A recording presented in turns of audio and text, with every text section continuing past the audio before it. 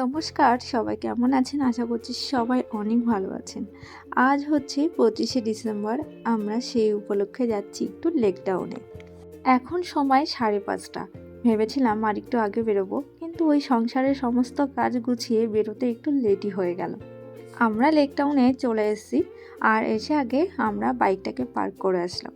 করে আমরা আসলাম এই টাওয়ারটার এখানে দেখলাম খুব সুন্দর স্নোম্যান করছে, মানে পুরো স্নোম্যানের ফ্যামিলি বানিয়েছে।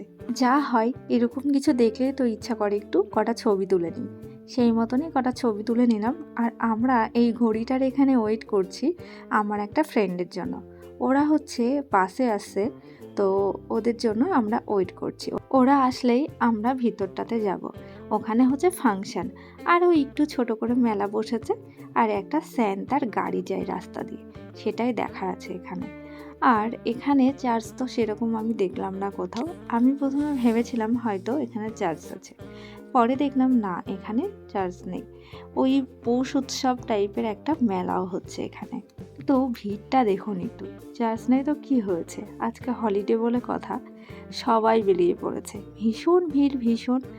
আর এই গাড়িটা হয়তো কোনো ভিআইপি গাড়ি ছিল, তাই এর মধ্যে অ্যালাউ করেছে, নাহলে এই রাস্তাটায় গাড়িটা টোটালি বন্ধ থাকে। এসে আমরা একটু এখানে বাচ্চাদের ডান্স প্রোগ্রাম দেখছিলাম। আর এদের ডান্স দেখা দেখি সারা আর অদ্রিজা, মানে সারার ফ্রেন্ড, ওদেরও ডান্স করতে ভীষণ ইচ্ছা হলো। ওরা প্রায় 1 থেকে 1.5 ঘন্টা ডান্স করেছে, জানেন, প্রচণ্ড ডান্স করেছে। আর এত গরম লাগছিল, শুধু মনে হচ্ছিল কেন সোয়েটার পরে আসলাম। এমনিতে এই শীতকালটায় মানে কলকাতাতে খুবই কম ঠান্ডা পড়ে, সেরকম ঠান্ডা পড়েই না, হালকা কিছু পড়লেই হয়। কিন্তু ভাবলাম যদি ঠান্ডা লাগে, অ্যাকচুয়ালি বাইকে করে আমরা যাওয়া আসা করি, বাইকের হাওয়াটা না নিতে পারি না, এত ঠান্ডা লাগে। সেই জন্যই পরেছিলাম একটু মোটা মোটা জিনিস, কিন্তু এসে তো মানে এতটা অস্বস্তিকর লাগছিল, মনে হচ্ছিলো যেন আর সোয়েটার পরবই না। তারপরে ওখানে ভিড় দেখে আমরা এই মাঠটার মধ্যে যে স্ক্রিনটা রয়েছে ওর সামনে বললাম, তাহলে তোরা এখানে এসে ডান্স কর। ওরা ডান্স করছিল অনেকক্ষণ ধরে, তারপর ঘেমে গেল, যাওয়ার পরে সোয়েটার খুলে দিয়েছিলাম, না হলে তো ঠান্ডা লেগে যাবে। তারপরে আমরা একটু ভাবছিলাম যে পেছন দিকে যে মানে পৌষ উৎসবের যে মেলাটা হচ্ছে ওই দিকটাই যাব। এত ভিড়, মানে বেরোতে পারছি না, দেখতেই তো পাচ্ছেন যে কেমন ভিড়। এই ভিড়ের মধ্যে তারপরে আছি সোয়েটার পরে, মানে অস্বস্তিকর লাগছিল একটা। আমি এর আগে কখনো আসিনি লেক টাউনে। আগে যখন আমরা কেষ্টপুর থাকতাম, তখন কেষ্টপুরে একটা খ্রিস্টান পাড়া আছে, ওখানে চার্চ আছে, ওইখানটায় যেতাম, বেশ ভালোই লাগতো। এই যে গাড়িটার কথা বলছিলাম, এই গাড়িটা এখন যাচ্ছে, আর এত ভিড় হয়ে গেছে, সবাই স্যান্তার সঙ্গে হ্যান্ডশেক করছে। তো আমরা আর ভিড়ের মধ্যে যাইনি বাবা, কারণ বাচ্চা নিয়ে অত ভিড়ের মধ্যে যাব, তখন আবার মানে কেউ চটকিয়ে দিলে হয়ে গেল। আর এখানে সব বড় বড় শিল্পীরা এসেছিলো, গান করছিল, নাম আমি খুব একটা ভালো জানি না এনাদের। তারপরে আমরা ওখান থেকে আবার রিটার্ন চলে আসলাম এই যে ঘড়িটার এখানে, কারণ এখানে আরিয়ানদের সঙ্গে আমরা মিট করলাম। আরিয়ানরাও এসছে, ওদের সঙ্গে আমাদের অনেকটা টাইম পরে মিট হয়েছে। কেউ একজন তার ছানাকে নিয়ে এসেছিল, ব্যাস এরা তো দেখে নিয়েছে, দেখে এবার চটকাচটকি শুরু করে দিয়েছে, কিছুতেই ওকে আর শান্তি করে বসতে দিল না। ওটা চলে গেল, তারপরে দেখলো একটা র্যাবিট তো ওদেরকে দেখে ভয় পাচ্ছিল। যাই হোক, আমরা ওখান থেকে বেরিয়ে আসলাম। আরিয়ানরা তো গাড়িতে এসেছিলো, ওরা চলে গেছে। আমরা ভাবলাম একটু পিৎজা খাবো, তো ডমিনোজের সামনে দাঁড়ালাম। এই লেক টাউনের এত ভিড়, বললো 1 ঘন্টা টাইম লাগবে পিৎজা হতে। 1 ঘন্টা ধরে ওয়েট করে পিৎজা খাওয়া যাবে না, তাই চলে আসলাম পুরো সোজা চিনার পার্ক মোড়ে। এখানে মোড় রয়েছে, মিও মোড়। তো মিও মোড় থেকে সারার জন্য দুটো কেক নেওয়া হচ্ছে, কারণ ওর আবদার ছিল ও কেক খাবে আজকে। তো আজকের দিনে তো অবশ্যই কেক একটু কিনে দেওয়া চাই, এমনিতেও কেকটা খেতে খুব ভালোবাসে। তারপরে আসলাম চিনার পার্কের মোড়েই ডমিনোজ আছে, তো ভাবলাম তাহলে এখানেরটাই দেখি হয় নাকি। তারপরে এখানে বললো হ্যাঁ হয়ে যাবে, অর্ডারটা নিয়ে নিয়েছি, 25 মিনিট মতন লাগবে। তো আমরা আর কি 25 মিনিট ধরে ওয়েট করছিলাম। শেখর বললো আমি তো পিৎজা খাবো না, আমি বিরিয়ানি খাবো। তারপরে ও গেল বিরিয়ানি আনতে, আর আমরা এখানে পিৎজার জন্য ওয়েট করছিলাম দুইজনে। পিৎজা খেতে আমি ভীষণ ভালোবাসি, আর বিরিয়ানিটা ভালোবাসি, কিন্তু বিরিয়ানির থেকেও যেন পিৎজাটা বেশি ভালো লাগে।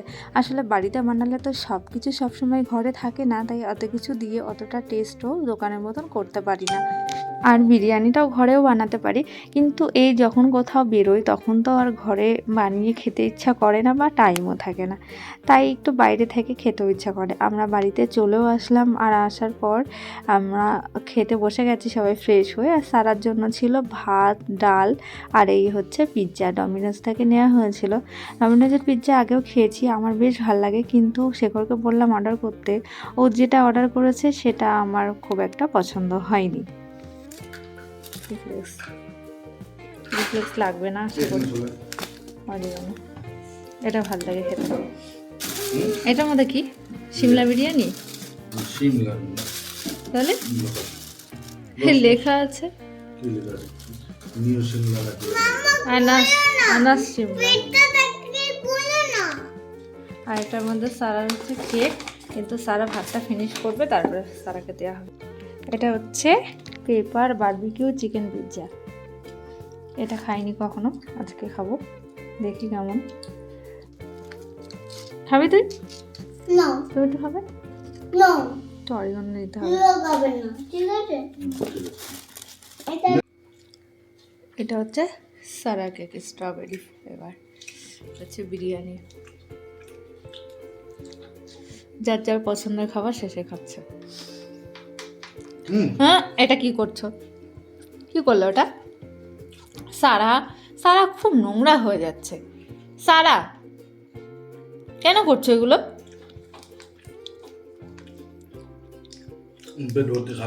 আমি জানি তো, বুঝতেই পারছি। খাবি খাবি কি খাবি না? তাহলে খা ঠিক করে, খাওয়ার জিনিস ঠিক করে খা। ওরকম কেন করছিস?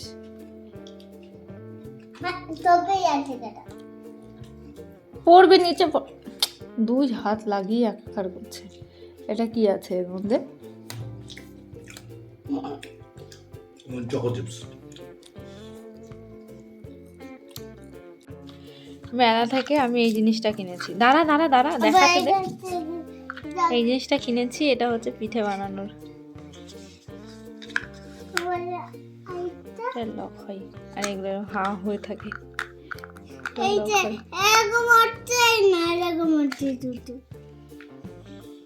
দাঁড়া, তিনটে শেপ আছে। আর এই র্যাবিটটা, এটা আরিয়ানের বাবা সারাকে গিফট করেছে। এটা আর আরেকটা কি জানা কই সেটা। আর এটা সারার পাপা সারাকে গিফট করেছে। এটা লাইট জ্বলে, এই যে।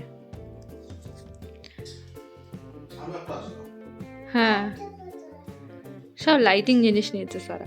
আর এই জিনিসটা নিয়েছে, এই যে এটা হচ্ছে উপরে ছুঁড়ে মারে, লাইটিং পুরো ঘোরে।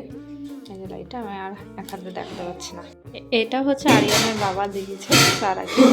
আর এটা হচ্ছে অদ্রিজার বাবা দিয়েছে সারাকে। কি সুন্দর না এটা? সারার একটা আছে, এটা দেখায়। এটা লাইট জ্বলে, এটা অন্যরকম। সর সর সর, এই লাইটটা নেই তো, এই লাইটটা নষ্ট হয়ে গেছে। বাহ, দুটো। এইটাতে এগুলো সব পড়ে গেছে। কেমন লাগছে?